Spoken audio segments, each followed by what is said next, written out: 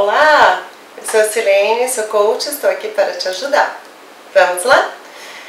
Vamos falar do foco. Foco e objetivo. Para você ter foco, você precisa ter um objetivo. Então você tem um objetivo. O que você quer? Qual é o teu objetivo? Você quer ajudar pessoas? Você quer abrir uma empresa? O que você quer? Tá lá, teu objetivo, beleza? Agora, é o objetivo e você tem um foco, chega lá. Né? Você já tem um foco. Eu vou dar um exemplo, não vou dar exemplo de empresa, vou dar um exemplo só de uma pescaria. É simples, né? Melhor de compreensão. Então vamos imaginar que você queira pescar. Você sabe pescar? Você já tem todos os equipamentos para pesca? Então, você tem as roupas necessárias? É necessário roupas especiais para pesca, para o sol? É para andar no mato? Porque, não sei, tem uns insetos e etc, etc. Você já sabe quem vai ser o seu parceiro de pesca? Isso é você saber o foco. Você sabe o foco, né? E agora eu te fiz as perguntas do que você precisa. Ou seja, a tua vida profissional também é assim.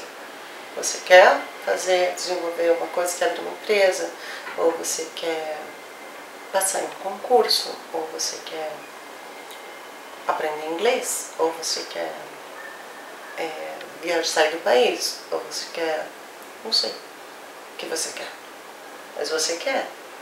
Então você quer, você tem um objetivo. Depois, e o objetivo então você mantém o foco, ou seja, você mantém o foco. E o que eu preciso para conseguir chegar nesse objetivo? Eu preciso manter o foco. Então eu preciso de metas. Metas. E o que eu preciso para conseguir isso? O que você precisa? Depende do que você vai fazer.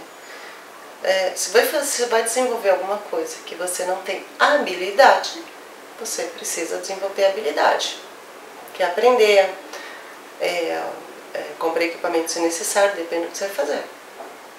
Isso é você, objetivo, foco, metas e ação, que você consegue tudo o que você quer.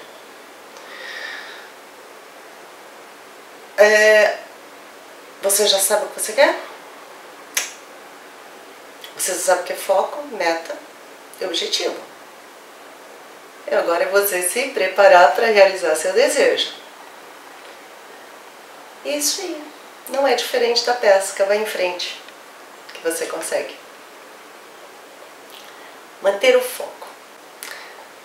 E para você conseguir, o que você tem que fazer? Manter o foco, manter o foco.